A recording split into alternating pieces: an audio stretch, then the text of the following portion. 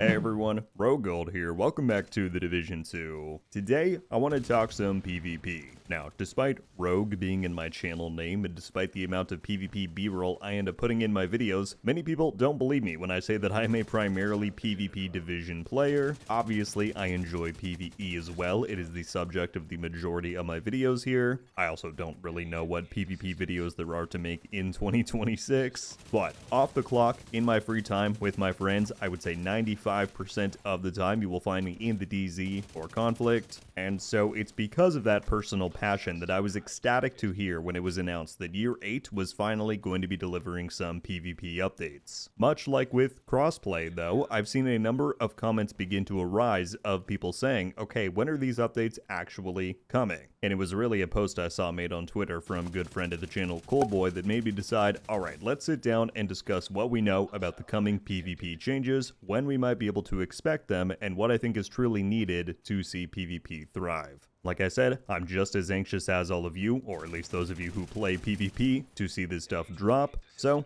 let's get to it. If you enjoy this one and you want to stay looped in on all things Division 2 moving forward, then be sure to subscribe. A big shout out and thank you to our channel members as always. I cannot thank you enough for all of the continued support that you show myself and the channel. But with all that down, let's jump in. So, to start, we need to back all the way up and recap what has actually officially been stated as far as coming PvP changes. And for that, we look to the 10-year anniversary and Year 8 announcement dev stream from back in March. That is when the future content roadmap was unveiled and discussed. Here is what Yannick, the Division 2's creative director, had to say at the time about it. We talked a bit about PvP in the showcase. Yes. So can you share a bit about our approach here and what players can expect? Yeah, I mean it's it's great that we get to talk about PvP. I know that people have been asking for PvP very loudly for a very long time, and for good reasons. So the great thing is that now we get to actually look at PvP. We get to work on that. That's the perks of actually being successful and being able to be ambitious. That means we can focus on those things that we had to down prioritize in the past. And so we are building a team for PvP. We have people that have joined the team especially to look at PvP. But the most important thing first that we're going to be looking at is just making sure that PvP functions and feels good. So no big promise here on complete revamps and new PvP modes or whatever. Our number one priority is going to be on the quality of the experience, and that means cheating, that means any kind of hacks and abuse and all this kind of stuff. And also balancing the PvP experience, the broken metas, all these kind of things. This is going to be the number one priority. And then we're going to take it one step at a time from here, start looking at what other improvements can we make. Can we look at mechanics? Can we look at PvP rules? Can we look at normalization? Can we look at all this kind of stuff to try to see how, step by step, how can we actually bring PvP to the level where it needs to be.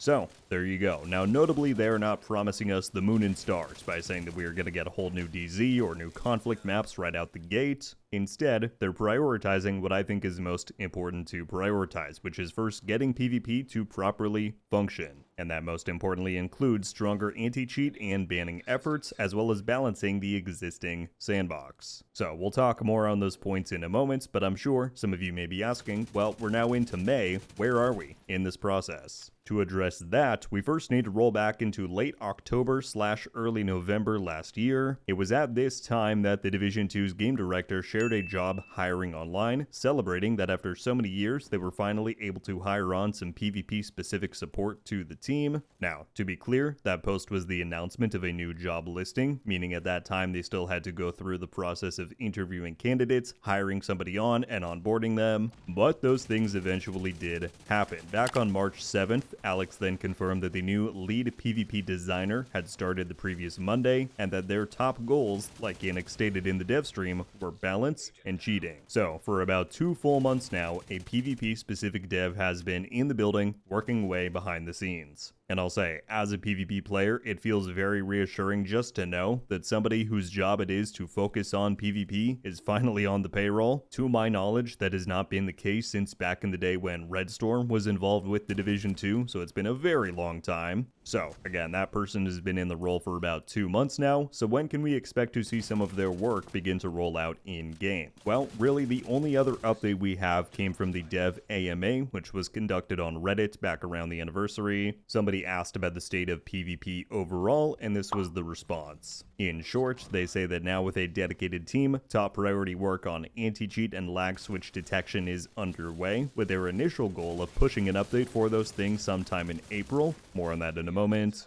And they say that while plans for new PvP maps was not currently in the books, updates for the existing DZ and conflict modes were on the way, quote, soon. So let's back up to that anti-cheat comment. Obviously, April has now come and gone. Has this update they talked about released in-game? We don't really know. There's been no communication about it from the team after this AMA response. And I'll say, as someone who gets sent a lot of cheating reports and runs into my fair share of auto nemesis users on console, I can't say that I've noticed a sudden drastic reduction in exploits. So I'm going to assume that this update has not yet dropped, and I suppose the ambiguity may be their intention with not giving us a more specific roadmap so that they don't have to commit to exact timeframes if something ends up needing a bit more time in the oven. All I can hope is that when it does arrive, it's effective, right? Securing the technical side of PvP, doing much more to prevent cheating, exploiting, and increasing the reporting tools that we have is all severely needed if they want to build upon PvP's foundation. All in all, it's a must, and so I hope that we do see that update drop very soon, perhaps in the next 0.2 patch that should be coming up.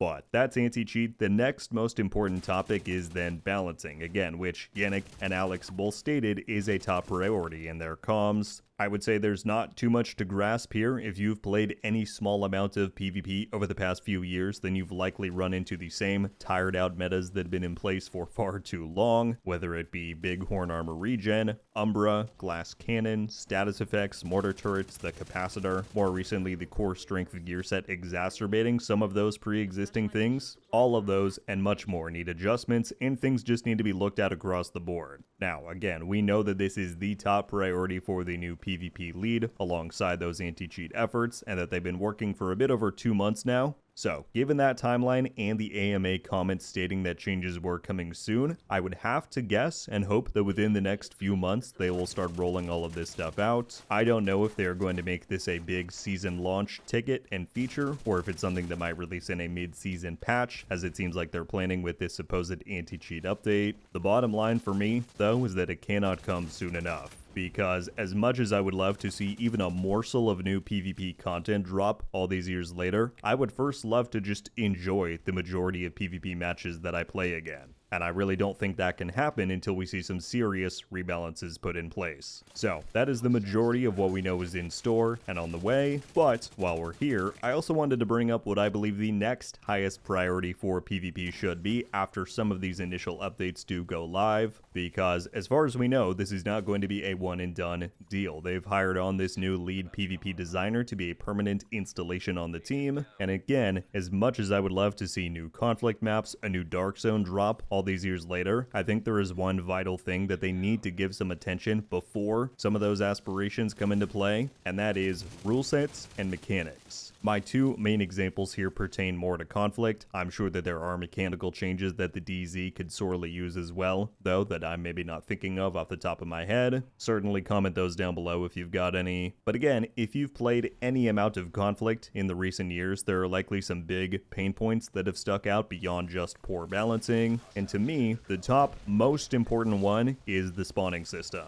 As it stands now, each conflict map uses 2 static spawn closets and works on wave-based respawns, meaning that every 20 or so seconds, it collects everybody who is dead per team and then spawns them in together in the same location. Now, I think the initial goal of this implementation when Redstorm designed it in like 2017 or 2018 was to really promote team play and cooperation. The game itself was also just a lot slower slower and more methodical back then, but what we've seen happen as the years have gone on and the game has progressed is that new tactics and metas emerge. And so what you see today is that spawn camping happens in a staggeringly high number of lobbies. And much of the time, it's not even outright intended or malicious. You just keep fighting the team, you slowly push in the direction of their spawn, and suddenly their entire team is awaiting respawn, and you're at their doorstep. It's frankly just an outdated design that is in desperate need of retuning. Now, if you'll recall, there was actually one attempt to fix this, and that was with Project Resolve in early 2024. That update was really the last time that we got any meaningful PvP changes, with stuff like the status effect rework and a few other minor things. But the proposed solution then was to add turrets to spawn points, much like DZ checkpoints have, to dissuade people from camping right outside the spawns. The problem, though, the people identified in PTS testing phases was that much like the DZ, having lethal turrets in a PvP environment just doesn't feel very fun. Sometimes you would get targeted like way down the street, get shot and die,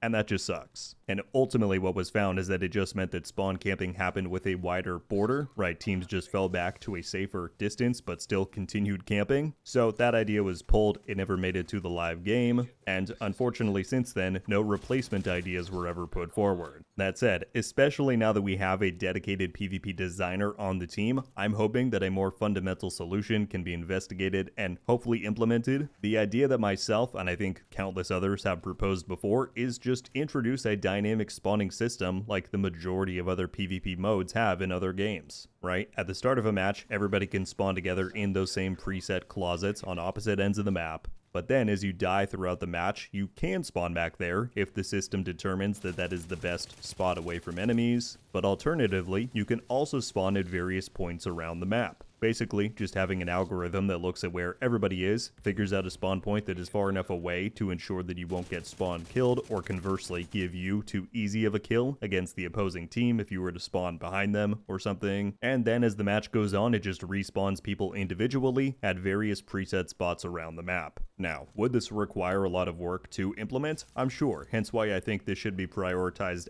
after the aforementioned topics like anti-cheat and balancing. But fixing the spawning issues once and for all, I think would make Conflict drastically more fun, and so I really hope that this is something that we can see addressed. The other topic then, sometimes I feel like I'm having a get off my lawn moment whenever I bring this up because I've done so many times before, but I really think that Conflict needs some form of a radar. This is made far worse by the metas that we currently have, including the likes of Umbra and 6 red builds with incredibly quick time to kill, but I just think for a cover shooter game to offer no directional indicators for nearby enemies just leads to the game essentially begging you to hide, wait for someone to pass by, then pop out and kill them. And listen, I'm very guilty of this. You've likely watched me do it within this very video's gameplay. If you abuse the fact that Conflict has no radar, you can win so many matches so easily, but I would happily sacrifice that. I don't think that leads to fair or fun gameplay. It's incredibly infuriating when you're on the other end of it, given there is basically nothing you could have done to know that someone was hiding where they were. This might be a different story if the scanner pulse skill was not given like a 1000 times cooldown increase within Conflict, and yes, that is a real thing. It's made practically unusable, meaning you either have to run the remote pulse, which is always kind of sucked in functionality and viability, or you're forced to run the sharpshooter specialization to unlock the spotter drone, which works, I guess, but to me it just seems wrong to force such strict build changes just to combat the lack of a very basic quality of life feature. Now, do I think the radar from the base game should be implemented one-to-one?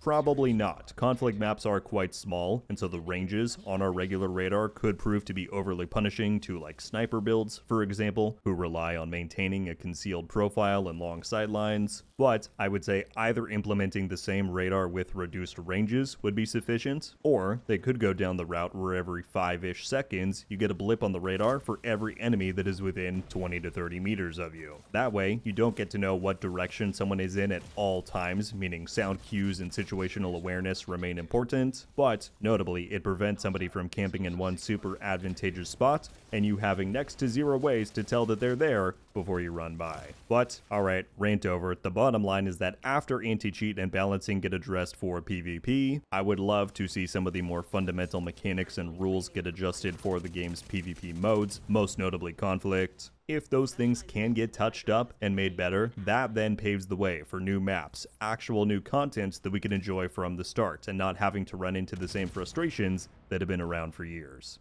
Well, there you have it, everybody. That is a recap on what we know about the coming PvP changes to the Division 2 during Year 8, my thoughts on them, and what else I think we need to see once they are implemented. Again, I know I don't talk about it much in videos these days, but PvP is a huge passion for me in this franchise. I'm really hopeful that these coming changes can return it to a point of enjoyment. Again, I think that is really all the PvP crowd hopes to see at this point. If we get new maps, new content down the line, fantastic. But I, for one, would just love not to deal with the same metas, the same broken mechanics, and the same frustrations each time I jump in. So, fingers crossed. At this point, I would love to get your guys' thoughts on anything that we talked about today. What do you think about the already proposed changes coming to PvP in the game? What are some of the top level concerns in the realm of balancing or anti-cheat that you think need to be prioritized most? But then after that, what do you think should be tackled next? Do you think they should jump straight into new PvP content? Are there updates to Conflict or the Dark Zone that are needed first? Let me know. I'll be very curious to read through everybody's thoughts. That is going to do it for me on this one, though. Thank you all so much for coming by and watching. Until I see you next, RogueGold.